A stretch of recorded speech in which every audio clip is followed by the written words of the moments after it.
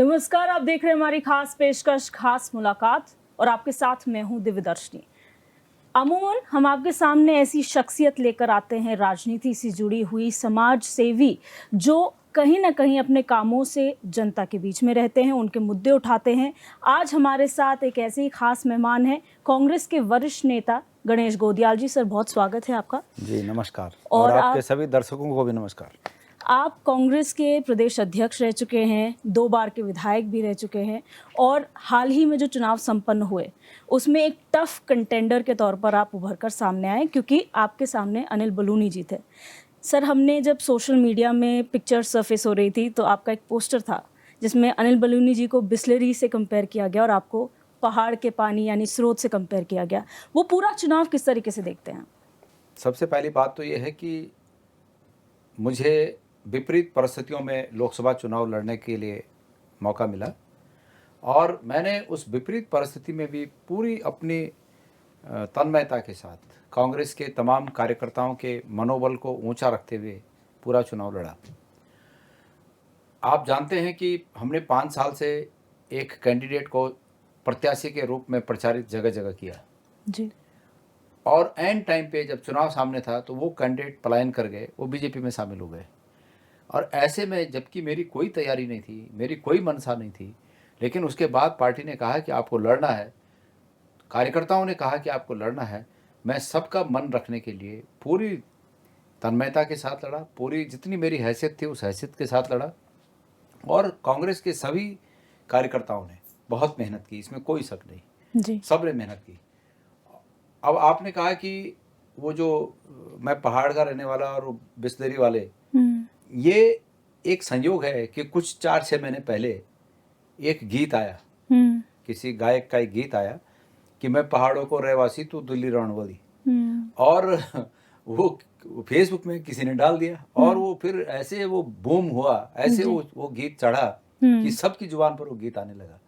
तो ये अलग बात है कि मैं यहाँ रहता हूँ और बलूनी जी भी पहले कभी रहे होंगे यहाँ। अभी फिलहाल तो वो कई सालों से, मैं समझता हूँ कि दशकों से वो बाहर ही हैं, लेकिन कुल मिला के वो भी यहीं के रहने वाले हैं। तो मैंने कहा भी उस समय कि भाई इस तरह की कोई बात नहीं है, हमको चुनाव लड़ना है, लेकिन किसी को कमतर आंक के नहीं, अपने को बेहतर बताकर हमको चुनाव लड़ना है और साबित करके हमको चुनाव लड़ना है। तो मैंने वो कोशिश की और उस कोशिश में हम जहाँ पहुँचे वो आप भी जानते हैं, सब दर्शक भी जानते हैं और सब कार्यकर्ता भी जानते हैं, नेतागण भी जानते हैं। तो सभी का धन्यवाद कि जो मीडिया के लफ्ज़ में ये बात है कि टफ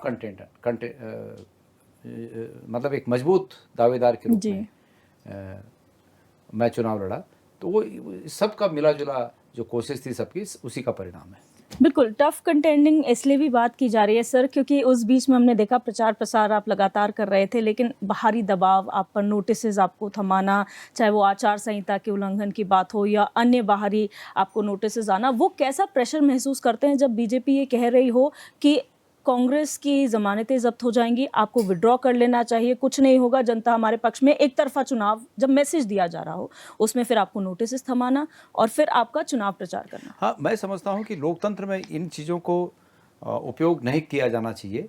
बीजेपी ने ये चुनाव भी, जो गढ़वाल लोकसभा क्षेत्र में जो जिस चुनाव की आप बात कर रही हैं, ये चुनाव भी और इस तरह के तमाम अन्य कई लोकसभा क्षेत्रों के चुनाव होंगे जो बीजेपी ने गलत मीन्स के आधार पर जीते। मतलब इन्होंने इस प्रकार, मतलब जो गलत तरीके हैं वो गलत तरीके अपनाकर चुनाव जीते। आपको याद होगा कि नोटिस तो ठीक है, मैं उससे बिल्कुल भी विचलित नहीं हुआ। मैं आज तक नहीं गया उन नोटिसों को उनको फेस करने के लिए, जबकि वो लगातार वहाँ मेरे कार्यालय में या ऑफिस घर पे वो अप्रोच करते हैं। लेकिन मुझे अभी समय नहीं मिला, मैं वहाँ अभी जैसे मुझे समय मिलेगा मैं जाऊँगा जी।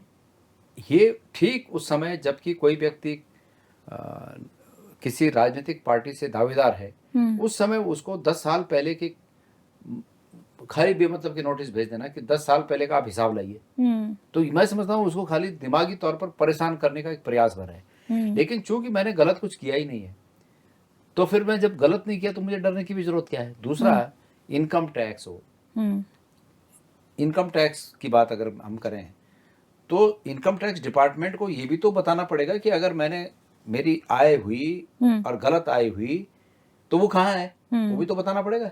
मैंने कोई प्रॉपर्टी खरीदी, मैंने कहीं कुछ खरीदा या कहीं रखा है, कहीं बैंक के वो होते हैं जो लॉकर वॉकर होते हैं उसमें रखा है, कहीं सोना रखा है, चांदी रखा है, हीरे जवाहरात रखे हैं, जमीन रखी है, तो बताना तो पड़ेगा उनको कि कहाँ है। तो ऐसा कुछ भी नहीं था, कुछ नहीं है ऐसा, कोई ऐसा रीजन नहीं है। तो जब ऐसा कुछ नहीं तो मुझे डरने की जरूरत क्या है। हमारी कमी ये रही कि हम गांव तक नहीं पहुंच पाए।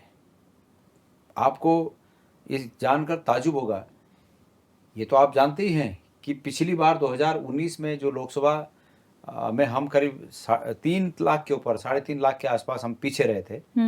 अभी इस बार हम 1.5 लाख पर आए। तो हम 1.5 लाख पर आए और ताजुब इस बात का होगा कि जहां बीजेपी अप रहती थी शहरी क्षेत्रों में, वहां हम अप रहे। ग्रामीण क्षेत्रों में पहले भी बीजेपी अप थी 2019 में भी और अभी भी बीजेपी अप। इसका अर्थ यह है कि हम शहरी क्षेत्रों तक अपनी बात पहुंचा पाए, लेकिन हम ग्रामीण क्षेत्रों में अपनी बात नहीं पहुंचा पाए। और 22-24 दिन का या 1 महीने का इतना समय नहीं होता है कि आप हर जगह पहाड़ों में पहुंच सकें। हम ब्लॉक हेडक्वार्टर तक गए, हम डिस्ट्रिक्ट हेडक्वार्टर तक गए, हम कुछ कुछ जगहों पर न्याय पंचायतों तक गए, बड़े मार्केटों में जा पाए 1 महीने में।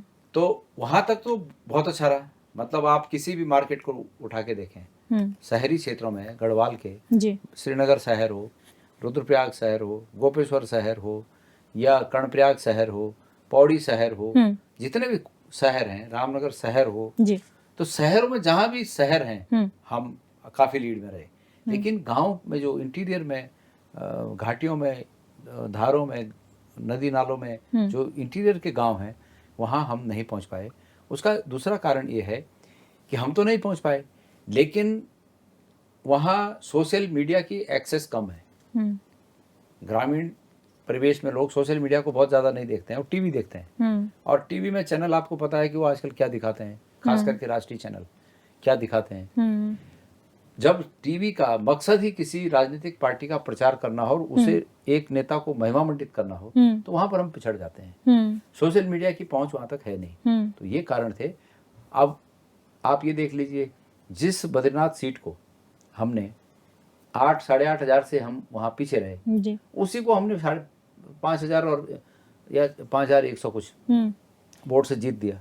कारण क्या था? क्योंकि हम इस बार विधानसभा के चुनाव में, एक विधानसभा का चुनाव था, हम घर घर पहुंच पाए, हम गांव गांव पहुंच पाए।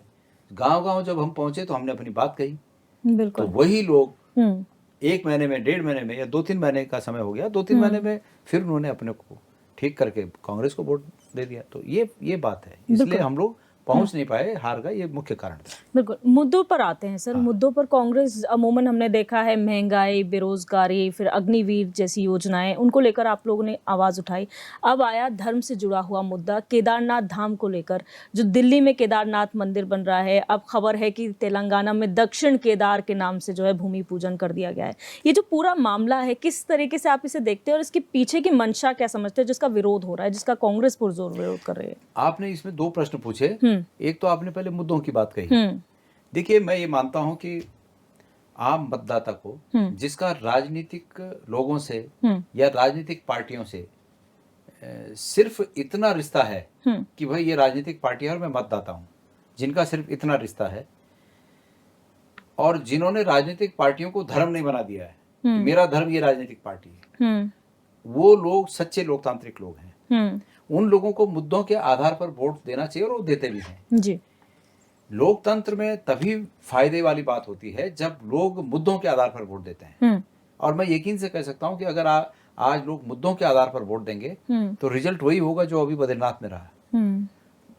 मुद्दों के आधार पर वोट जब होता है तो लोग बेरोजगारी के खिलाफ आक्रोश दिखाते हैं, लोग अपने रोजगार की मांग करते हैं, उस पर वोट देते हैं। जब लोग मुद्दों पर वोट देते हैं तो लोग अपनी समृद्धता को देखते हैं कि हम कहाँ हैं आज, प्रॉस्पेरिटी इंडेक्स में हम कहाँ हैं, हमारे पास आज अन्य लोगों की तुलना में क्या क्या आया और क्या क्या नहीं आ पाया, उसकी जब तुलना करते हैं तो तब जो वोट देते हैं तो वो उचित बात है जी।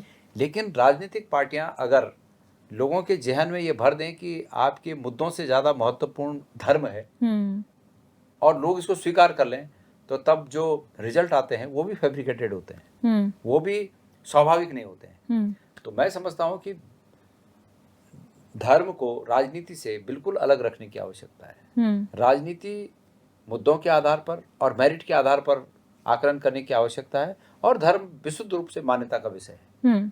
तो वही तो मैंने कहा कि जिन लोगों ने राजनीतिक पार्टियों को धर्म समझ लिया, चूंकि वो आस्था का विषय है, वो आस्था पाल लेते हैं उसमें, वो फिर मेरिट नहीं देखते। तो इन दोनों में फर्क किए जाने की आवश्यकता है।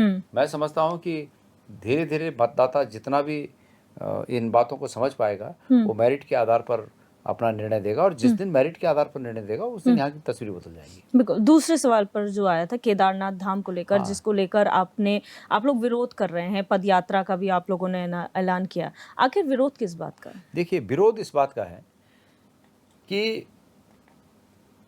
केदारनाथ धाम अगर दिल्ली में बन सकता है तो आदि गुरु शंकराचार्य जी दिल्ली या प्लेन के रास्ते ऋषिकेश से होते हुए उस समय जब रास्ते नहीं थे, केदारनाथ क्यों पहुंचे? अगर दिल्ली में ही बनना है तो केदारनाथ की अपनी महत्ता है, और वो महत्ता इसलिए है कि वो केदारनाथ में है। आपको ये पता है कि 12 ज्योतिर्लिंग हैं, हर ज्योतिर्लिंग का पता बताया गया है जी। ठीक है।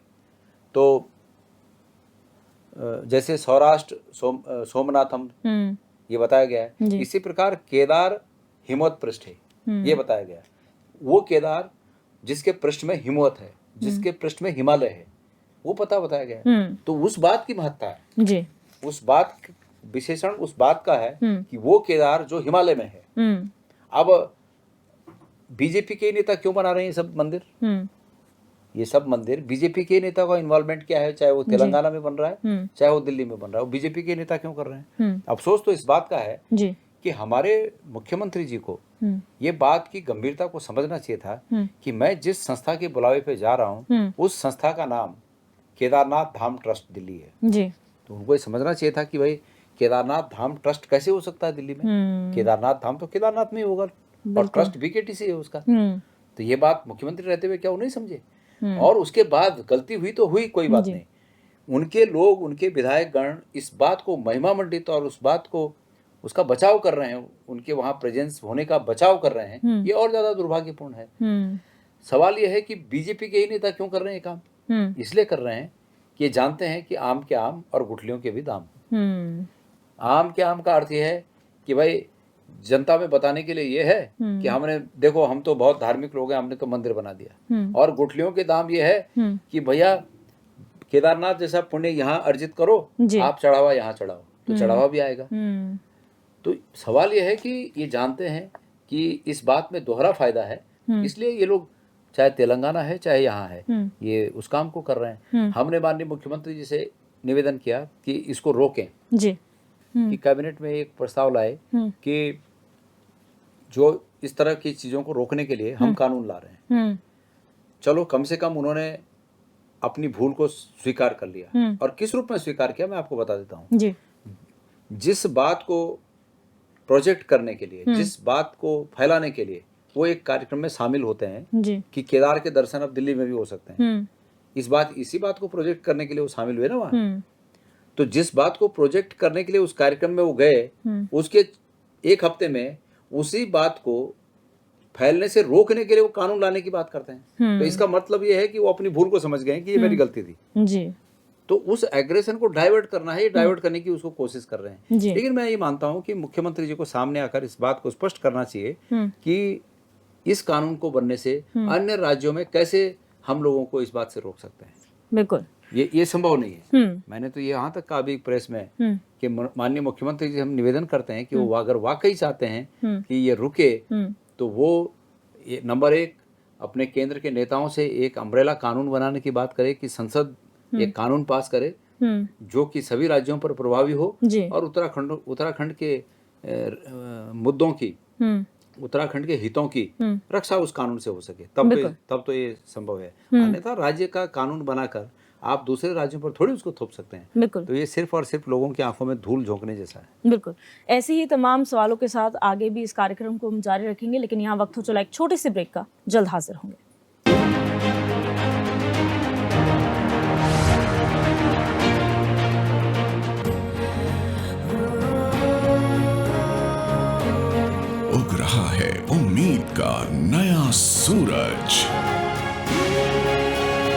HNN 24/7 जुनून सच दिखाने का।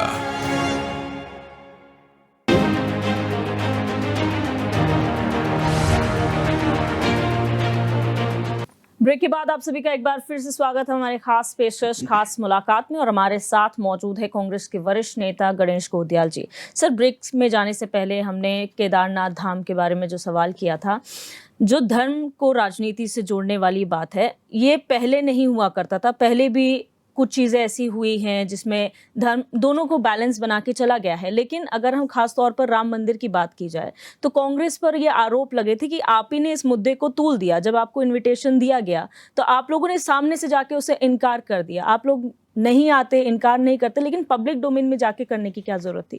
तो उससे बीजेपी को एक प्लस पॉइंट नहीं, ऐसा नहीं है कि कांग्रेस ने इनकार किया। कांग्रेस ने ये कहा कि हमारा जो भी नेता वहां जाना चाहता है जाए, लेकिन ये किसी व्यक्ति को प्रोजेक्ट करने का कार्यक्रम है। और जब किसी राजनीतिक व्यक्ति को प्रोजेक्ट करने का कोई कार्यक्रम बन जाए तो हम उसको विशुद्ध रूप से धार्मिक कैसे मान सकते हैं? वहां जाने के लिए मना तो शंकराचार्य जितने हैं हमारे, उन तमाम हमारे पूजनीय शंकराचार्य जी ने भी, उन्होंने भी मना किया। तो उसका क्या कारण था? वो तो राजनीति में नहीं है। लेकिन चूंकि वो जान रहे हैं कि इस कार्यक्रम में आनन फानन में सिर्फ राजनीति को प्रभावित करने के लिए ये सब कार्यक्रम हो रहा है, इसलिए उसका विरोध किया। तो कांग्रेस ने भी ये कहा कि भाई जिसको जाना है जाए। राम मंदिर में हम दर्शन करने के लिए क्या पहले नहीं गए? हम पहले भी गए। और जब हमारी सुनेगा, भगवान हमें बुलावा देगा, हम फिर जाएंगे। तो ये जरूरी थोड़ी है कि जब बीजेपी और प्रधानमंत्री वहाँ एक आयोजन में लगे हों और उसका राजनीतिक फायदा उठाना चाहते हों, तो ये आवश्यक नहीं है कि हम उनके ट्रैप में फंसे। दूसरी बात है कि राम मंदिर बनाने में हम सबको खुशी है कि राम मंदिर बन रहा है। अभी पूरा नहीं बना, अधूरे में उसका शिलान्यास, वो प्राण प्रतिष्ठा हो गई, वो अलग बात है, लेकिन बन रहा है, खुशी की बात है। लेकिन उस राम मंदिर को बनने में कोई एक पक्ष, कोई एक राजनीतिक पार्टी या कोई एक नेता का ही उसमें सब कुछ योगदान हो, ऐसा भी नहीं है। आपको मैं याद दिला दूं कि अतीत में राम मंदिर के ताले स्वर्गीय प्रधानमंत्री राजीव गांधी ने खुलवाए, पूजा शुरू करवाई, शिलान्यास भी किया। यहाँ तक बता दूं आपको, शिलान्यास किया।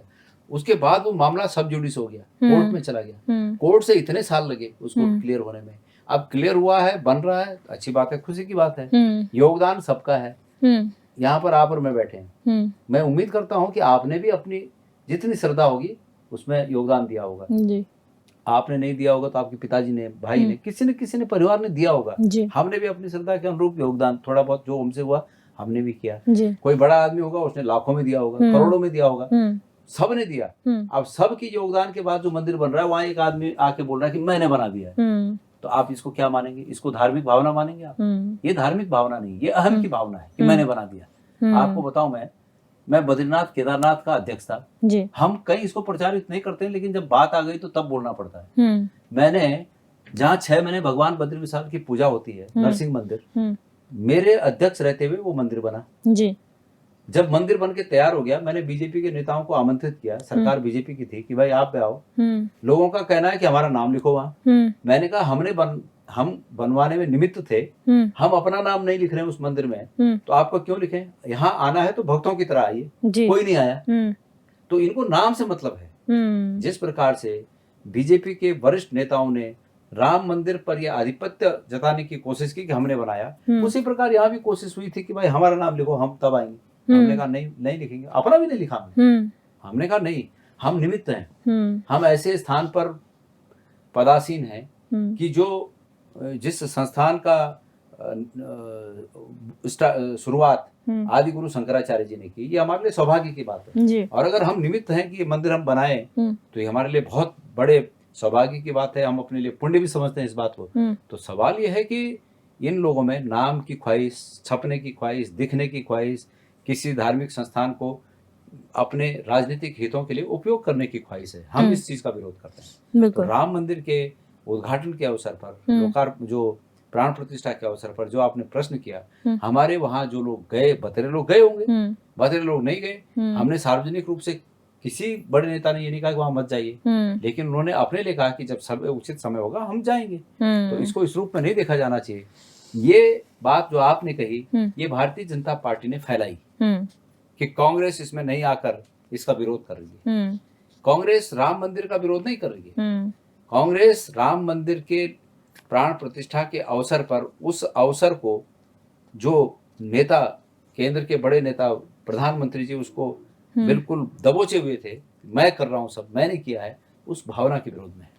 अच्छा, राजनीति की बात करें, चाहे केंद्र की राजनीति हो कांग्रेस के परिप्रेक्ष्य में या स्टेट की राजनीति हो, कितना बदलाव मानते हैं बीजेपी के आने के बाद? क्योंकि बीजेपी ने एक तरीके से पूरी राजनीति ही बदल दी है। सोशल मीडिया का ज़्यादा इस्तेमाल करना, आपने पहले भी कहा था कि हम गाँव तक नहीं पहुँच पाए, वहाँ सोशल मीडिया एक्टिव नहीं है, लेकिन वहाँ नेता पहुँच गए बीजेपी के, जो आप लोगों के साथ कहेंगे नहीं, वहाँ नेता नहीं पहुंचे बीजेपी, ड्रॉबैक हो गया आप लोगों बीजेपी के भी नेता नहीं पहुंचे वहाँ, जो स्टार प्रचारक थे, जो कोई नहीं पहुंचा, वर्ड ऑफ माउथ था, कोई नहीं पहुंचा बीजेपी का। बीजेपी का प्रचार तो हमसे भी पीछे था। वहाँ टीवी है और टीवी में जो केंद्र ने जो कब्जा कर रखा है ना टीवी चैनलों पर, जिनको गोदी मीडिया बोलते हैं, तो वही दिखाते हैं जो प्रधानमंत्री चाहते हैं। मतलब आज की स्थिति ये है कि जो राष्ट्रीय चैनल हैं, उन राष्ट्रीय चैनलों में प्रधानमंत्री कार्यालय से निर्देश जाता है कि आज ये दिखाना है और वो दिखाया जाता है। तो हम इसलिए उन जगहों पर पीछे रहे कि वो टीवी उनको ही दिखाते हैं कि यही भगवान है, यही सब कुछ है, यही भाग्य विधाता है, यही राशन दे रहे हैं, यही पानी दे रहे हैं, यही हवा दे रहे हैं। तो जब बार बार एक झूठ लोगों के जहन में जबरदस्ती दर्ज किया जाए तो बहुत लोगों के जहन में वो सच्चाई के रूप में अंकित हो जाता है। तो ऐसी स्थिति में हमारे पास शहरी इलाकों में सोशल मीडिया से हमने उसका जवाब दिया है, जिससे कि रिजल्ट आपके सामने है कि हम वहाँ लीड में रहे। लेकिन राजनीति करने का तरीके की बात अगर करें सर, तो राजनीति बीजेपी की बिल्कुल फर्क है। तो क्या कांग्रेस को अब ये लगता है कि शायद बीजेपी जैसी राजनीति अगर कर ले तो हमारा जो अभी स्तर है वो उठ जाएगा? बात सुनिए, वास्तविक रूप में हमारा मकसद सिर्फ और सिर्फ राजनीति करके जीत हासिल करना नहीं है। हमारा मकसद देश निर्माण है। बीजेपी का मकसद किसी तरह जीत हासिल करना है। बीजेपी आज बड़े तमाम चैनलों को फीड करती होगी और तब जाके अपने पक्ष में बुलवाती है, लिखवाती है। हम तो नहीं कर सकते ऐसा। हम ये कहते हैं कि भाई जितना मीडिया स्वतंत्र रहेगा उतना देश का हित होगा। अभी आप ही उदाहरण है, मैंने आपसे इस मुलाकात के पहले क्या कहा, जितना तीखा पूछ सकती हैं आप पूछिए, कहा ना आप इसे। तो हम ये चाहते हैं आप तीखा पूछेंगी तो निश्चित रूप में अगर हमने कोई गलती की होगी तो हमको उस गलती से आगे सुधरने का मौका मिलेगा। नहीं तो कोई नेता कहता है कि ऐसे हमको तीखा पूछना। आप बीजेपी से ये बीजेपी से ये अपेक्षा आप कर सकती है कि कोई बीजेपी का नेता आपको पूछे कि मुझे तीखे से तीखा सवाल पूछना, नहीं कर सकते आप ये अपेक्षा। ये उसी व्यक्ति से कर सकते हैं जो व्यक्ति मन, कर्म और वचन से एक हो। मैंने कहा ना, गलतियां होती हैं, अगर कोई गलती हो गई उसको स्वीकार कर लीजिए, वो भी बड़प्पन होता है। हम आज मुख्यमंत्री जी को कर रहे हैं कि आपसे गलती हो गई उस कार्यक्रम में जाके, आप उसको स्वीकार कर लीजिए, आपका बड़प्पन होगा जी। तो वो बड़प्पन होता है। इसलिए मैं ये कह रहा हूँ कि जो बीजेपी ने राजनीति में गेन करने के लिए किया वो हम नहीं कर सकते। क्यों? कि हमारा मकसद सिर्फ राजनीति और सिर्फ जीत हासिल करना नहीं, हमारा मकसद ये भी है साथ साथ कि जीत के साथ साथ देश को नुकसान नहीं होना चाहिए, जीत के साथ साथ समाज को नुकसान नहीं होना चाहिए, जीत के साथ साथ हमको भेदभाव नहीं पैदा करना है। हमारी नीतियां ये है ही नहीं। हमारी नीतियां हैं कि वास्तविक रूप में पुराणों में कहा गया ना कि इयम निज परावेति गणनाम लघु चेतसाम विशाल हृदया नाम वसुधैव कुटुंबकम। तो इसमें से जो पहली पंक्ति है ना, इयम निज परावेति, ये बीजेपी की थीम लाइन है। ये तेरा ये मेरा, ये बीजेपी की लाइन है। और इसकी जो दूसरी लाइन है कि वसुधैव कुटुंबकम, ये कांग्रेस की लाइन है। तो इस श्लोक में दोनों पार्टियों की थीम लाइन है। पहली लाइन उनकी है, दूसरी लाइन हमारी है। तो हम वसुधैव कुटुंबकम की लाइन पर चलने वाले लोग हैं। इसलिए जीत हार से ठीक है, दुख होता है कि हम हार गए, लेकिन फिर भी मकसद अगर बड़ा हो तो उस बड़े मकसद को पाने के लिए संघर्ष का रास्ता तय करना पड़ता है। अच्छा, आप कांग्रेस प्रदेश अध्यक्ष रहे और संगठन के लिहाज से आज क्या स्थिति मानते हैं कांग्रेस की इस प्रदेश में? क्योंकि आपने ये कहा है 2027 में कांग्रेस मजबूती के साथ चुनाव लड़ेगी। हाल में जो लोकसभा चुनाव है, हमने देखा बहुत साथियों ने आप लोगों का साथ छोड़ा, बहुत सारी बातें भी हुई और ये भी कहा गया टिकट बंटवारा सही तरीके से नहीं हुआ था, अंतरकलह की बातें आप लोग के सामने आती हैं। क्या आपको लगता है 2027 मजबूती के साथ लड़ा चुनाव कोई भी हो हमेशा मजबूती से लड़ा जाता है। 2022 का चुनाव था, ऐसा नहीं कह सकते हम कि हमने मजबूती से नहीं लड़ा। हमने बीजेपी को कोई बाईपास दिया हो, हमने बीजेपी को कोई सॉफ्ट रास्ता दिखा दिया हो, ऐसा नहीं है। हम मजबूती से लड़े। आने वाले चुनाव को हम और मजबूती से लड़ेंगे, ये हम कहते हैं। और मजबूती से लड़ने के पीछे ये उसके पीछे जो बातें हैं वो ये हैं कि जो अगर कहीं कोई चीज़ गलती लगी है, टिकट की बंटवारे की आपने बात कही, अगर हमें लगा है कि पीछे कुछ गलतियां हुई हैं तो हम उसको ठीक करेंगे। इसी का मतलब होता है कि हम और मजबूती से लड़ेंगे। लोकसभा चुनाव में टिकट गलत कहाँ बंटे? टिकट ऐसा थोड़ी था कि कोई 10 लोग मांग रहे थे और उसमें से जो गलत आदमी था उसको बांट दिया। मैं अगर पौड़ी की बात करूं तो पौड़ी में कौन मांग रहा था टिकट? पार्टी ने मुझे कहा, मैंने उस चुनौती को स्वीकार किया जी। जहां बीजेपी 400 पार की बात कर रही थी और पौड़ी जैसी सीट पे 5 लाख क्रॉस करने की बात कर रही थी, उस परिस्थिति में मैंने उसको स्वीकार किया। और अगर मैं ये समझता कि मेरे से ज्यादा बेहतर कोई दूसरा व्यक्ति है तो हम उसकी पैरवी करते। मैं तो जो बीजेपी में चले गए मनीष खंडूड़ी जी, मैं तो उनकी पैरवी कर रहा था कि भाई आप लड़िए। तो उसको आप ये नहीं कह सकते कि टिकट गलत बंटा। दूसरी जगह आप आ जाओ अल्मोड़ा, प्रदीप टमटा जी लड़े। प्रदीप टमटा जी के सामने दूसरा कौन मांग रहा था? तो प्रदीप टमटा जी निर्विवाद वहां से कैंडिडेट थे। हरिद्वार के लिए भी आप यही बोलेंगे? नहीं, हरिद्वार में हरीश रावत जी हमारे स्वाभाविक नेता हैं। हरिद्वार से पहले वो सांसद रहे, केंद्र में मंत्री रहे, प्रदेश के मुख्यमंत्री रहे। तो हम ये चाहते थे कि वो लड़े, लेकिन उन्होंने कहा कि भाई वीरेंद्र मेरे से ज़्यादा बेहतर है। उन्होंने अपनी उम्र का और थोड़ा शारीरिक रूप से थोड़ा वो हवाला दिया कि मैं कमज़ोर हूँ। और वीरेंद्र को उन्होंने कहा कि इन्होंने मेहनत कर रखी है, निश्चित रूप में कर रखी है। तो चूंकि हरीश रावत जी का उस सीट पर बहुत भारी प्रभाव है, इसलिए उनकी इच्छा को रखते हुए वहां उनको टिकट दिया। ये जरूर है कि वहां और भी लोग टिकट मांग रहे थे, लेकिन जिनको टिकट दिया उनको आप औरों से कमतर नहीं कह सकते। इसी प्रकार वहां दूसरी जगहों पर है। तो मैं ये कह रहा हूँ, अभी आप टिहरी के लिए कहेंगे तो टिहरी में भी ऐसी स्थिति है। तो इसलिए ये नहीं कहा जा सकता कि गलत टिकट मिले। गलत टिकट मिलने की बात तब होती है कि जब 4 दावेदार हों और 4 दावेदारों में से आपने एक को दे दिया हो। जब सब लोग बोल रहे हैं कि इनको दे दो तो उसमें गलत का कोई प्रश्न नहीं होता। हमने जो हमारा बेस्ट था वो दिया।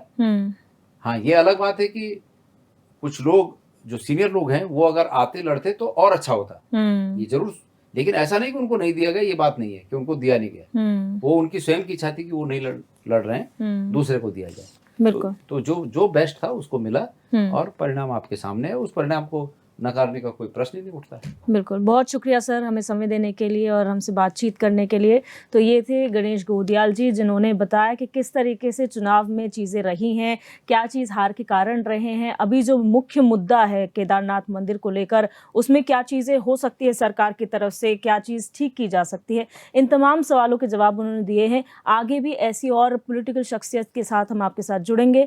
बहरहाल मेरे साथ बस इतना ही। आप देखते रहिए HNN 24/7, जुनून सच दिखाने का।